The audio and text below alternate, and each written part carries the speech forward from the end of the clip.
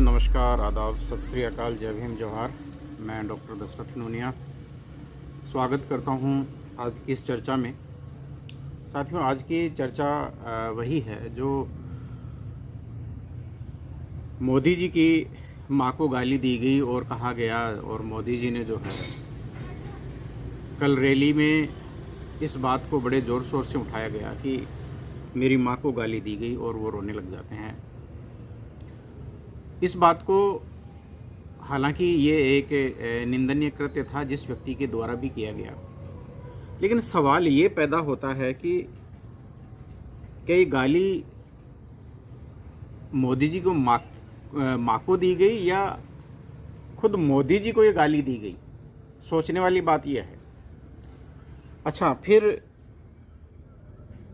कुछ वीडियो ऐसे हैं जिनके माध्यम से मैं आपको ये भी बताना चाहूँगा कि मोदी जी ने खुद ने ये बखान किया है कि विपक्ष मुझे या देश मुझे कौन कौन सी गालियाँ देता है।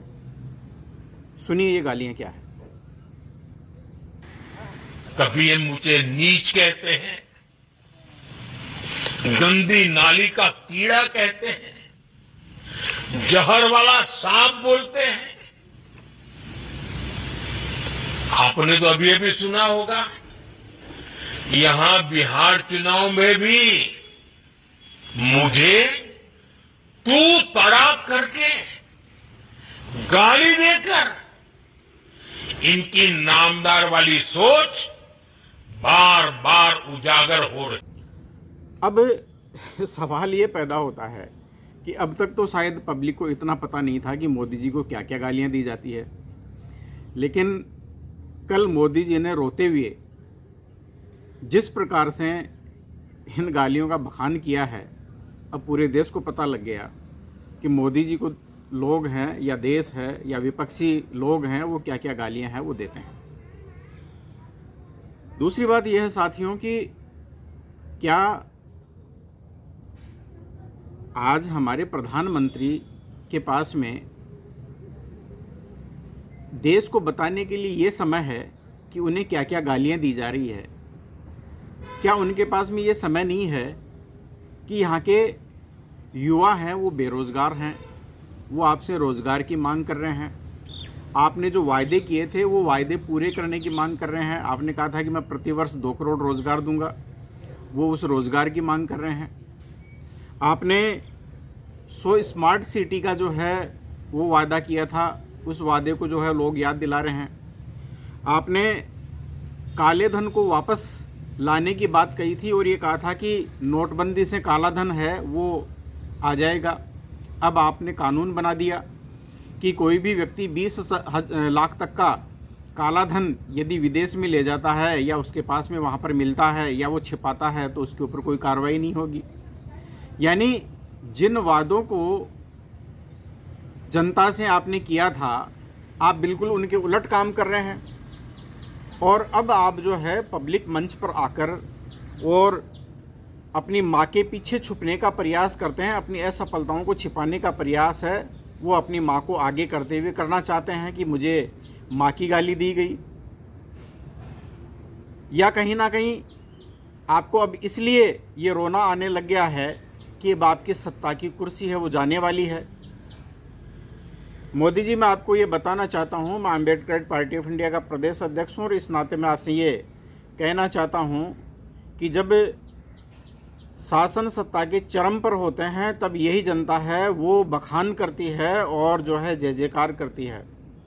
लेकिन यदि आप उनकी उम्मीदों पर और उनकी भावनाओं पर खरे नहीं उतरते हैं तो यही जनता आपको गद्दी से नीचे तो उतारती है, गालियाँ भी देती है, और इसके साथ साथ में यदि निर्लजता की सारी सीमाएं पार कर जाए, जैसा कि बांग्लादेश में हुआ है, श्रीलंका में हुआ है, वहाँ की जनता ने उन्हीं शासकों को दौड़ा दौड़ा कर और वहाँ से भगा भी दिया है। तो आपको आपके सामने ये एक सोचने का प्रश्न है कि अब आने वाले इन 4 सालों में, क्योंकि 11 साल तो आपके निकल चुके हैं, ये तीसरा आपका कार्यकाल चालू हुए 1 साल से ज़्यादा हो गया है, तो 11 साल तो आपकी गुजर चुकी है। इन 4 सालों में आप देश की जनता के लिए, इसके बेहतर भविष्य के लिए आप क्या काम कर सकते हैं, इसके ऊपर आपको फोकस करना चाहिए। और जो नॉन इशू है उनको इशू बनाने से देश प्रगति नहीं करता, उनसे देश विकास नहीं करता। आपने पिछले 11 सालों में जो है नॉन इश्यू को इश्यू और इश्यू को नॉन इश्यू बनाने का प्रयास किया है, और ये जो एक तरह से जो स्थिति है ये देश के लिए भी घातक है और देश की जनता को भी इन बातों को जो है वो समझना चाहिए। फिर दूसरी बात मैं ये कहना चाहूँगा मोदी जी की इन गालियों की शुरुआत है वो किसने की? आपके जो भक्त है IT सेल है वो रात दिन जनता को तो गरियाते ही हैं, बल्कि जो भी सरकार के खिलाफ आवाज़ उठाता है, जो विपक्ष जो सरकार के खिलाफ आवाज़ उठाता है, उन्हें भी जो है वो गरियाने का और गालियां देने का काम है वो करते हैं। उनके ऊपर आपने कितनी कार्रवाई की है और उनके ऊपर आपने कितनी रोक लगाई है? क्या उसके ऊपर भी यानी कि एक तरह से आप कोई काम है वो करेंगे या उनके ऊपर कोई कार्रवाई करेंगे? इसके साथ साथ में मैं आपसे ये भी कहना चाहूँगा कि आपकी माँ माँ है और दूसरों की माँ माँ नहीं है। क्या आपने नेता प्रतिपक्ष राहुल गांधी को गालियाँ आपने नहीं दी? आपने उसको जो है गाली देते हुए जो है एक तरह से कौन सा बछड़ा कहा है आपने उनको? इसी प्रकार से सोनिया गांधी को आपने गाली दी, उसको जर्सी गाय कहा। आपने जो है सोनिया गांधी को ही जो है वो कांग्रेस की विधवा कहा। और अब तक आप जो है नेहरू से लेकर और अभी जो राहुल गांधी तक जो है आप निरंतर जो है उनको कटघरे में खड़ा करते आए हैं और उनके ऊपर प्रश्न चिन्ह लगाते आए हैं। और जब आपके ऊपर प्रश्न चिन्ह लगता है तो फिर आप जो है वो जनता के सामने रोने का जो है वो एक नाटक करते हैं। और इसी प्रक्रिया के दौरान जब बिहार में किसी सिरफिरे व्यक्ति के द्वारा इस प्रकार की घटना को अंजाम दे दिया जाता है या गाली जिस प्रकार से निकाली जाती है, अब आज तो उसका ये भी अता पता नहीं था कि कोई ऐसा व्यक्ति है या उसका कोई राजनीतिक दृष्टि से इस प्रकार का कोई कद है। ऐसा कहा जाता है कि वो एक पिकअप ड्राइवर है और कोई ऐसा भी कहते हैं कि वो एक मजदूर है, कोई पंचर बनाने का काम करता है। तो ऐसे व्यक्ति को लेकर और आप और आपकी पूरी सरकार, आपके मंत्री, आपके जितने पदाधिकारी कार्यकर्ता है वो इस काम में लग जाते हैं और इसको आप जो है बिहार चुनाव का इशू बनाना चाहते हैं। ये शर्म की बात है और इस देश के लिए भी अपने आप में बहुत बड़ी शर्म की बात है। क्या इन आधारों पर जो है वो देश का चुनाव लड़ा जाएगा और इस आधार पर जो है सत्ता की जो एक तरह से जो है ताकत है वो तय होगी कि मोदी जी को है वो गाली निकाली गई? और फिर आपने और आपके जो है पार्टी के लोगों ने क्या किया? सदाकत आश्रम में जो है हमला है वो किसने किया? दूसरे अन्य राज्यों में भी जो है आपके पार्टी के जो लोग हैं, कार्यकर्ता हैं, उन्होंने विपक्षी लोगों के ऊपर जो है इसी प्रकार से जो है वो आक्रमण किया, उनके ऊपर जो है एक तरह से जो है वो हमला किया। तो क्या इससे यानी कि एक तरह से जो है इस प्रकार से आप देश चलाना चाहते हैं? ये देश चलाने की आपकी रीति नीति है। देश प्रगति और यदि विकास करेगा तो ज्ञान, विज्ञान और मानवता के आधार पर करेगा। सही प्रकार की पॉलिसी और प्लान है वो लागू करना चाहिए। सही प्रकार की आपकी इकोनॉमिक पॉलिसी होनी चाहिए जो वेलफेयर स्टेट को जो है वो आगे बढ़ाने वाली हो। तब देश जो है वो आगे प्रगति करेगा, विकास करेगा। और तभी यानी कि एक तरह से जो है बेरोजगारी और गरीबी है वो कम होगी। इश्यू को नॉन इश्यू और नॉन इश्यू को इश्यू बनाने से जो है देश कभी प्रगति और विकास नहीं कर सकता। इसीलिए हमारे पार्टी के राष्ट्रीय अध्यक्ष धीमान विजय मानकर साहब के द्वारा मोदी जी को जो है वो रोंदू प्रधानमंत्री कहा है और कहा है कि जब चाहो तब ये कैमरे के सामने आ जाते हैं, रोने लग जाते हैं। अरे कैसा प्रधानमंत्री है, बात बात पर रोता है। मेरी माँ को ऐसा कहा, मैंने 35 साल भीख मांग कर खाया, मैंने जो है वो फ़कीरी धारण की। क्या ऐसे फ़कीर होते हैं? 10-10 लाख का सूट आप पहनते हैं। आपने जो है आपकी जो शान शौकत है, जिस आप विमान से जो आप घूमते हैं, क्या ये जो काम है वो एक तरह से जो है कोई गरीब आदमी करता है? लेकिन अब देश की जनता और लोग हैं आपकी इन बातों को समझ चुके हैं और इनमें कोई दम नहीं है।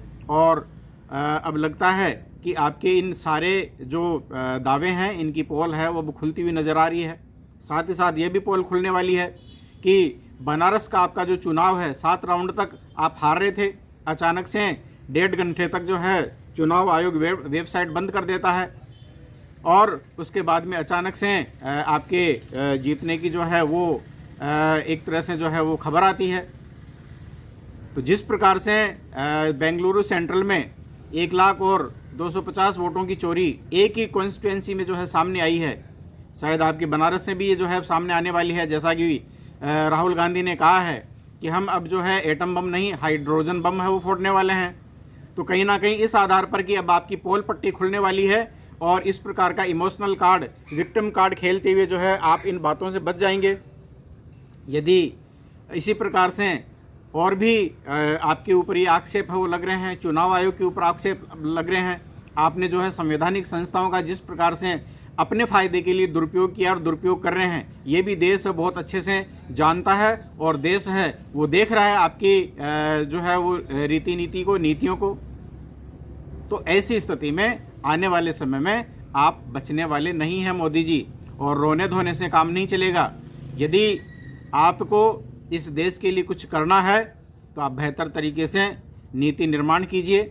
देश में सांप्रदायिक माहौल और तनाव बढ़ाने के बजाय आपस में जो है विपक्षी नेताओं को और विपक्षी पार्टियों को जो है टारगेट करने के बजाय आप अपने जो उद्देश्य है इस देश को आगे बढ़ाने की जो नीति है उसके ऊपर आपको ध्यान देना चाहिए और इसी से देश प्रगति और विकास करेगा, न कि आपके ये रोने धोने से और इस प्रकार की जो है उलूल जुलूल बातों से जो देश है वो कोई प्रगति करने वाला नहीं है।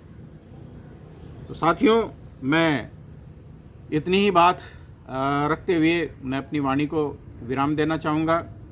अपेक्षा करता हूँ कि आप संविधान, सत्य, विज्ञान, मानवता, मानवाधिकार और अंतर्राष्ट्रीय कानून, कॉस्मो ह्यूमनिज्म और अम्बेडकरिज्म में विश्वास करते हैं तो आप हमारी पार्टी से जुड़ें और जिस रूप में भी आप पार्टी को सहयोग दे सकते हैं, तन से, मन से, धन से, आप ज़रूर सहयोग प्रदान करें।